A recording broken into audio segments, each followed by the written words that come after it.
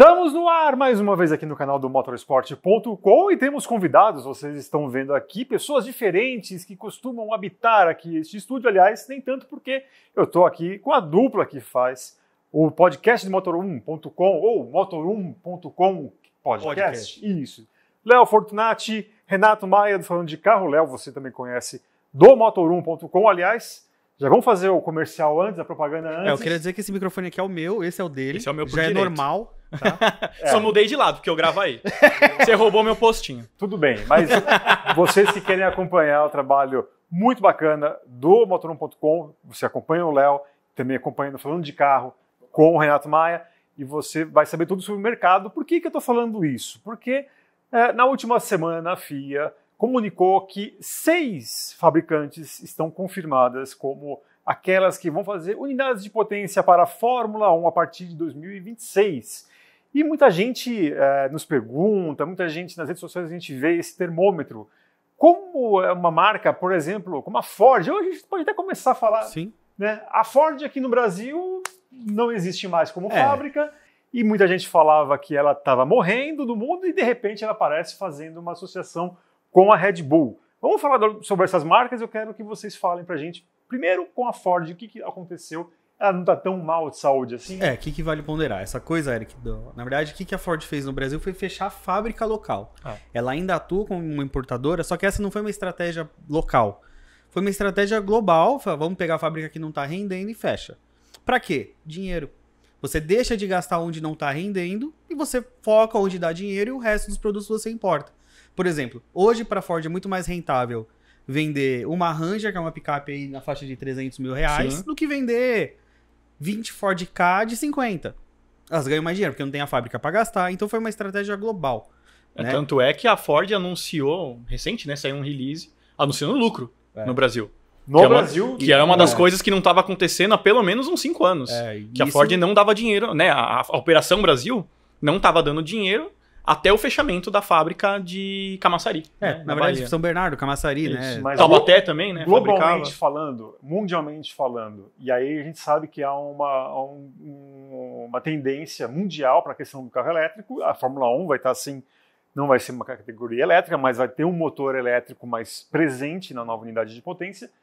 Para esse lado, a Ford, ela tá mexendo ali, o mercado americano é um pouco resistente também, ou não? Bastante. Então, mas ainda tem algumas coisas, né? Porque depende da região dos Estados Unidos. Então, mas nos Estados Unidos é engraçado, porque eles estão numa fila de espera na F-150 Lightning, que é uma picape do estilo norte-americano grandona, elétrica. Certo. Mustang Mach-E é um crossoverzinho elétrico, 100% elétrico, com o nome Mustang. Então, a Ford também é uma das marcas que está muito focada em eletrificação. Nos Estados Unidos, acho que é uma das marcas que mais tá se dando bem, assim, né? Porque justamente, o que o Renato falou, o norte-americano ainda não estava muito com a cabeça do elétrico, né? Tem muita coisa da gasolina, do V8, né? A coisa do motorzão norte-americano, a Ford, ela, até melhor que a Chevrolet, está se colocando bem na parte de elétrica. Não, e uma coisa que a Ford falou, inclusive agora na apresentação da F-150, o que eles ficaram contentes com relação à Lightning é que 70% dos novos donos da picape são pessoas que não tinham Ford. Então, assim, eles estão pegando um público com a Lightning que eles nunca tiveram, que é o público do carro elétrico.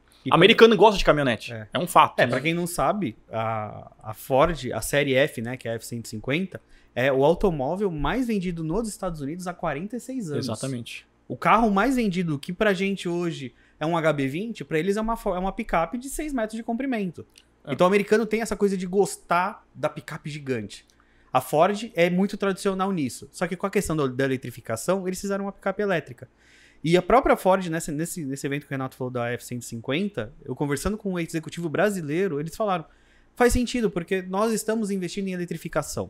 Né? Não é só o elétrico. Eletrificação, que é quando você une justamente o combustão com o motor elétrico.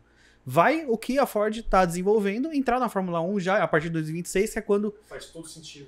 O motor elétrico vai fazer mais presença até, né? Até porque, apesar da F-150 Lightning, a Ford ainda tem alguns modelos híbridos Híbrido simples, como acontece exatamente na Fórmula 1. É um carro que se alimenta da própria energia, não precisa de tomada. Né? A gente teve o Fusion Hybrid um tempo atrás. Nos próximos meses vai ter Vai a Maverick, a Hybrid, Maverick, que é uma picape híbrida. que é uma picape híbrida, seguindo esse mesmo conceito. Lá eles têm o Escape, que é o Kuga, também é um carro híbrido. Então, assim, a Ford hoje, ela ainda atua nos 3 campos. Carro puramente combustão, o carro híbrido e os modelos 100% elétricos. Porque eles ainda têm, por exemplo, o lendário Mustang, que continua com o V8 clássico. Veio a nova geração agora, também continua o V8. Então eles têm um pouco de cada lado. E a gente sabe, a Ford sempre foi muito forte na parte de performance. Tem a divisão Ford Performance. A gente puxa aí na história até mais...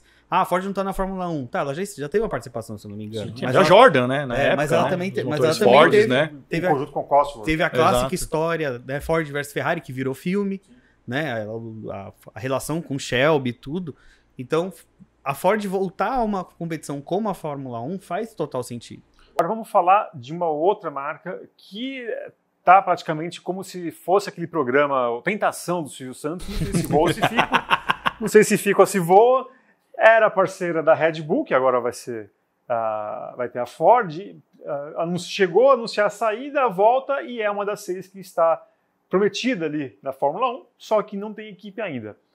Como está o mercado para a Honda? A Honda, ela é uma dos pontos fortes no elétrico, não é nem tanto? Acho que a Honda é a que mais investe no híbrido de forma geral. A Honda em si, a Honda tem algum elétrico 100% elétrico? Eu acho que a Honda não tem ainda. A Honda é muito boa justamente no híbrido. Ela desenvolveu que nem... Agora chegou a nova geração do Civic no Brasil, um híbrido. Só que o sistema híbrido, que realmente você não precisa de carregar na tomada, é um sistema extremamente eficiente e só ela tem a forma que ela fez. Que é justamente muito parecido com a Fórmula 1 de 2026. É um motor elétrico mais potente que o motor a combustão e o motor a combustão que auxilia o elétrico. A gente não tem a coisa ao contrário, né? Hoje a gente tem... Quando a gente pensa em híbrido, a gente pensa em um motor a combustão principal e um motor elétrico que auxilia. O próprio Civic que foi lançado agora é o contrário, um elétrico potente com auxílio de um combustão. O motor elétrico é 40 cavalos mais forte do que a combustão. Então, assim, também faz sentido para a Honda esse interesse. Confesso que quando a Honda anunciou aquela saída, né, ainda lá com a Red Bull, foi estranho, mas a gente, se não me engano, casou com uma mudança de gestão, né? Foi. A Honda estava mudando algumas coisas internamente, eles estavam com outras políticas ambientais e uma série de coisas, mas eu acho que o que está atraindo todas essas montadoras a voltar agora, né, para a Fórmula 1 e uma série de coisas, primeiro, o próprio comercial que a Fórmula 1 tem ganhado hoje, mas a evolução do combustível sintético, né? Então eu acho que hoje o combustível sintético tem atraído mais as montadoras de volta pro motorsport, porque, de fato, boa parte delas vem anunciando que a partir de 2025, 2030, 2035, não terão carros mais puramente a combustão, vão partir para eletrificação, 100% elétrico que seja, mas a partir do momento que você consiga fazer um combustível sintético, né, um combustível ecologicamente correto, o que seja, você atrai de novo essas montadoras a voltarem para o motorsport, a combustão. Né? A gente tem a Fórmula E, mas eu acho que o marketing que a Fórmula 1 ganhou nesses últimos 3 anos, né, é um palco de visibilidade muito grande. Né? E aproxima essa motorização hoje dos carros da Fórmula 1, principalmente essa nova geração de 2023, ela fica muito mais próxima do que são os carros de rua, que é um conjunto híbrido tradicional. Sim. Né? Então acho que aproxima, que é o que as montadoras faziam nas DTMs e uma série de coisas. Lá a proximidade do motorsport com o carro de rua é muito mais do que a Fórmula 1 hoje, né, para o carro final. Né? Sim. Agora vamos falar de uma equipe que leva o nome de um carro que parece que tem 1 ou 2 modelos apenas, mas na verdade está por trás ali de uma grande fabricante que é a Renault, no caso a Alpine. Né? Você pode até explicar, a Alpine, o carro mesmo, existe um carro... A Alpine é uma divisão esportiva da Renault, que, na verdade, que hoje só tem um carro por enquanto. Era, né? a Renault Sport, que até por isso a Renault mudou para Alpine, né, na Fórmula 1. Existia a divisão Renault Sport, que no Brasil teve até o Sandero RS, mas no exterior era muito mais forte, que eles mudaram até o nome dessa divisão para Alpine. Alpine é um nome que vem mais ou menos aí dos anos 50, anos 60, de esportivos, era uma marca. E virou uma divisão dentro da Renault, mas realmente, como marca, ela tem um modelo, um carro que é o A110, né? É o A110, né? Que não tem nada a ver com elétrico também. Que não, é 1.6. Ele é 1.6 ou 1.8? É um motor turbo tradicional. Convencional, não tem nenhuma assistência elétrica, só que nada. já prometeram que vai ser a Alpine vai ser uma das divisões mais focadas em elétricos dentro da Renault. Isso. Interessante, isso daí faz todo sentido. Eles terem mudado da equipe até, né? Sair da Renault para a Alpine. Porque E é uma estratégia para chamar atenção para a marca, né? Para você né? expor a marca de fato, né? Para pôr no mapa de novo a Alpine, né? É nada mais interessante do que a sua divisão esportiva estar no principal esporte, motor esporte do mundo. O elétrico híbrido, nessa parte dessas fabricantes, dessa fabricante da Renault, não necessariamente os carros Renault, se não me engano, a Nissan ela tem uma divisão elétrica mais forte, ou não? As duas marcas, tanto o Renault quanto a Nissan, são muito fortes na parte de eletrificação e 100% elétrico no exterior. Né? A Nissan foi, por exemplo, a Nissan foi a primeira a ter um 100% elétrico disponível para o público brasileiro, que foi o Leaf. Sim. Né? Que por muitos anos foi o carro elétrico mais vendido do mundo.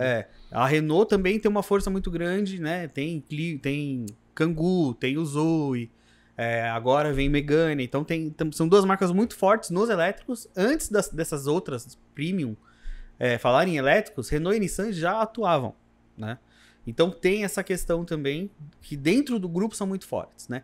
Não tem como a gente falar, a Nissan é mais forte que a Renault. Não, as duas, depende da região. Por exemplo, a Nissan é muito forte no Japão. A Renault é muito forte na Europa, né? Tem uma questão também de região, né? Aqui no Brasil são bem E tem mercados que, por exemplo, a Renault não atua no mercado norte-americano, no México, onde a Nissan é fortíssima. A Nissan é fortíssima. Né? A Nissan cansa de ser líder de vendas no México. E nos Estados Unidos, Nos Estados Unidos vende muito. É. Então, entre a aliança, a Renault ela se fortaleceu muito na Europa, né? Muito mesmo assim. As francesas, de forma geral, atuam muito bem na Europa.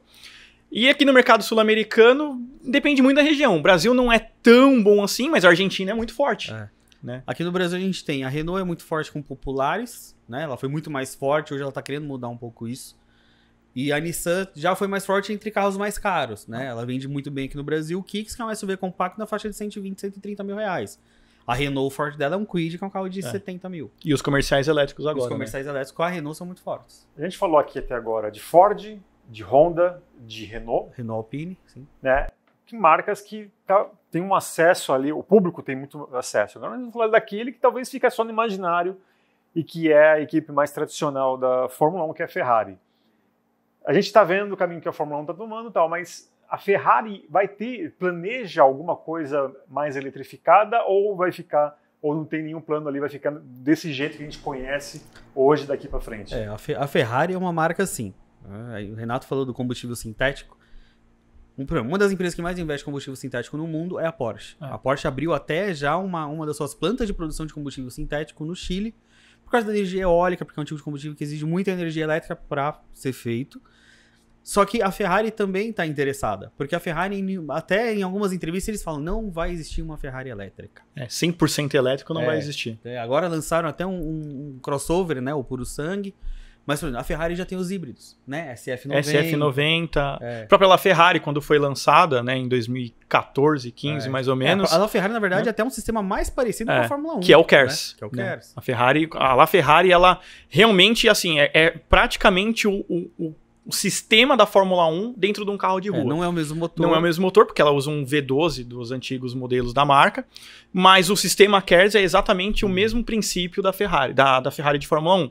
O carro se alimenta por um impulso elétrico, ele não atua sozinho, ele tem que depender do motor a combustão, como acontece na Fórmula 1. Já a SF90, que é um carro mais novo, ele é um híbrido plug-in, é um carro que você carrega na tomada, tem um motor elétrico potente, mas lógico que o motor a combustão é o mais potente. Quando você junta os dois, a gente tem mais de 1000 cavalos. Dá mais de 1000 cavalos. Caramba, então...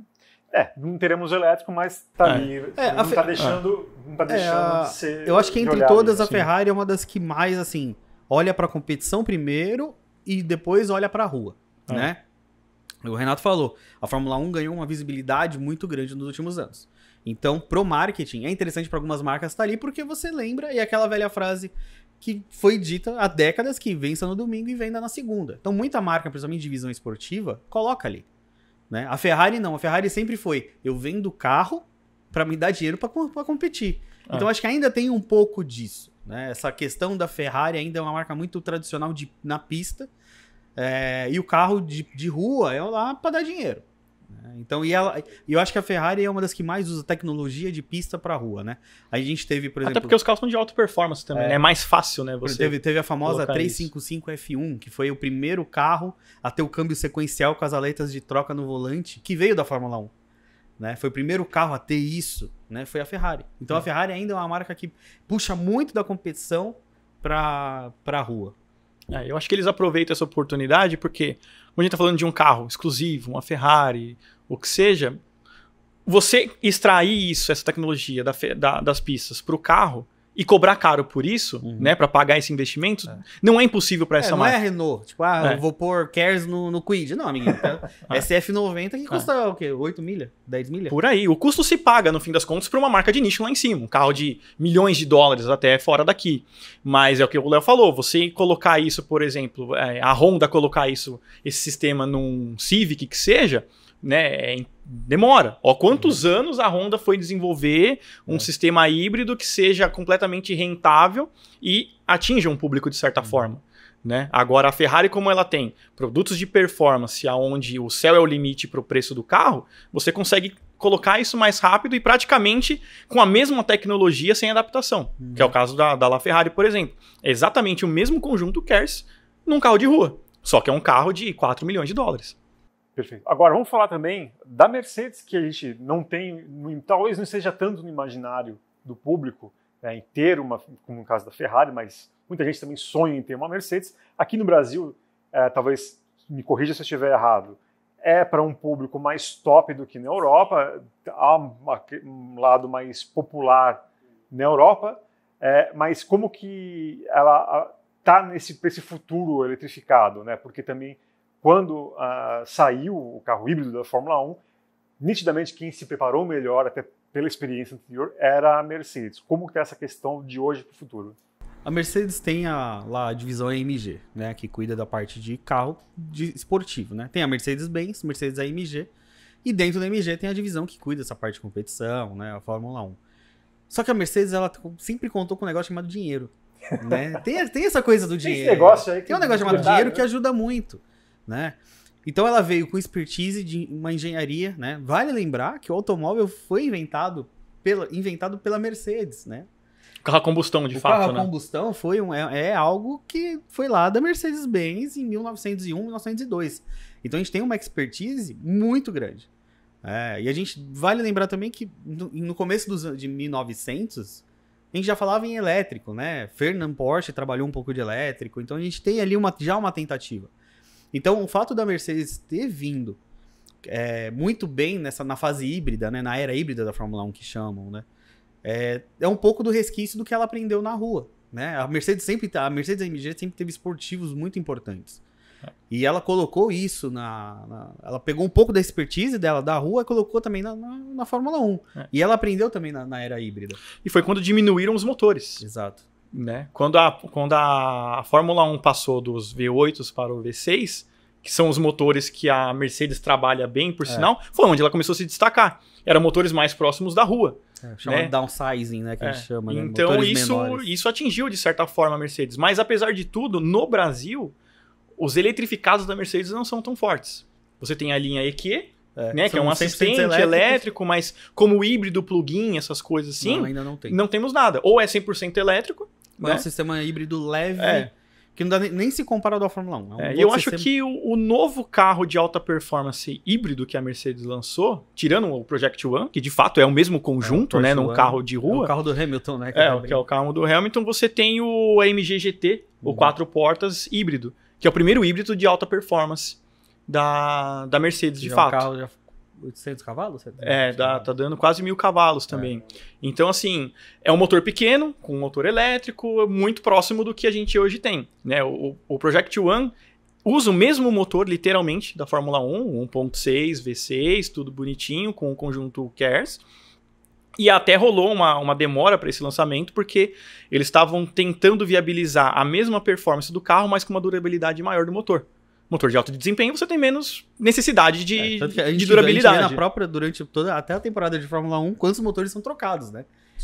Num carro de rua, ele tem que durar ali... Pelo menos 100 mil quilômetros. Né? E esse motor estava durando 40 mil quilômetros, que é um carro de boost. Você vai rodar aquelas 60 voltas ali e depois o motor vai pro lixo, né? A grosso modo. Contrasta, inclusive, com a própria Mercedes, porque a Mercedes, pelo menos da equipe Mercedes, é o carro que tem a melhor confiabilidade nos últimos anos, mesmo no ano passado, tendo tido problemas aí, não oferecendo uma vitória, por exemplo, ao Lewis Hamilton, apenas um triunfo com o George Russell aqui no Brasil. Para fechar, a gente bateu aí nos alemães, tal, vocês já citaram Porsche, mas a Porsche não vai estar em 2026. Audi entra com Sauber. Como que está essa questão no mercado para ela em relação aos elétricos, eletrificados, híbridos?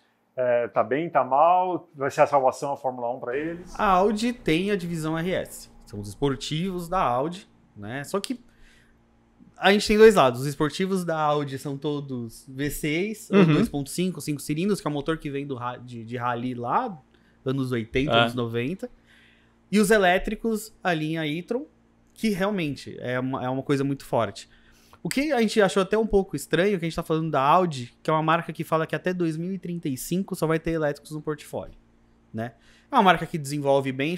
Eu acho que, na minha opinião, né, a questão Audi não é só Audi, a gente tá falando de grupo Volkswagen, né? A entrada ali não vai que a Audi vai entrar. Não, o grupo Volkswagen pegaram uma marca premium que você não vai colocar Volkswagen, o carro de Fórmula 1 Volkswagen. Pô, gente, Volkswagen vem do alemão carro do povo. Né? Nos Estados Unidos, Volkswagen é Golf, né? Pô, carro de entrada, normal. Né? É igual. Foi a mesma estratégia da Renault virar Alpine, dentro do grupo Volkswagen você escolhe uma marca. Acho que não deu certo a história da Porsche entrar, né? A Porsche talvez fosse um nome muito forte, justamente porque a principal concorrente de Ferrari e McLaren, quando a gente fala em carro de rua, é Porsche. Mas a Audi também tem uma força. E a Porsche tem um histórico de conquistas muito grande também na Alemanha, enfim, uma série de coisas. Então, vocês até comentaram, a Porsche que já queria entrar para ganhar, né? E eles foram escolher uma equipe de ponta na atualidade para isso, né? Mas enfim, o casamento não deu certo. Deu certo e agora eles estão se virando. Mas é engraçado, então, o plano B do grupo Volkswagen acaba virando o plano A. Eu acho que é a Audi, porque é uma marca também premium, né? Ela não é tão premium quanto a Porsche ao redor do mundo. Aqui no Brasil elas até... A Porsche tá um pouquinho assim, mas ao redor do mundo a Porsche tá bem abaixo, a Audi tá abaixo da Porsche, né? Quando a gente fala em mercado premium. Porque a Porsche é igual o caso da Mercedes. A Europa tem carro que é mais acessível, um carro médio.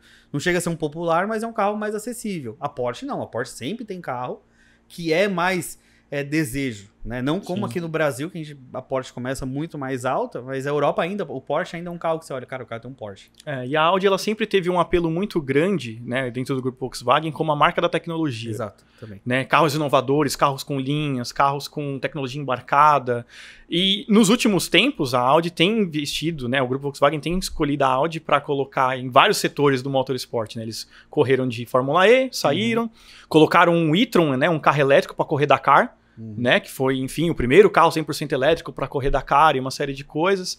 Tá na Fórmula 1 agora, vai entrar, inclusive, né, mas enfim, o anúncio está aí.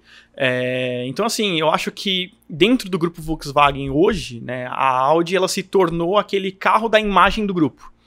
Né? A Porsche ela é muito tradicionalista, né, é um fato, ela tem uma tecnologia muito assim para frente, né, em vários segmentos, mas de modo geral os carros têm um apelo um pouco ainda mais conservador, carro mais sóbrio, né, e uma série de coisas, quando você compra um carro de rua de fato, mesmo um 911 que seja.